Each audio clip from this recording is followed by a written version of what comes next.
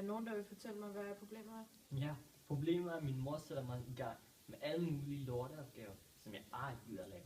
Der er altså ikke nogen lorteopgaver. Det er helt almindelige pligter. Føler du dig uretfærdigt behandlet? Ja, jeg føler mig uretfærdigt behandlet. Jeg føler, at jeg har alt for mange opgaver, lige når jeg kommer hjem. Og jeg føler, at det er bare fordi min mor ikke gider at lave dem. Okay, så det er planlægningen, der er noget galt med? Ja, stensikker. Anne, hvis det er okay med dig, så kunne planlægningen ændres lidt. Ja, absolut. Det er helt fint. Så længe han får gjort det hele, så er det okay. Altså hvis nu, når du er sent fri, så kunne du måske have mindre pligter, ellers så kunne de bare udskydes til en anden dag. Okay. Ja, vi kunne sige, at på de lange skoledag kan han vel nøjes med at støvsuge.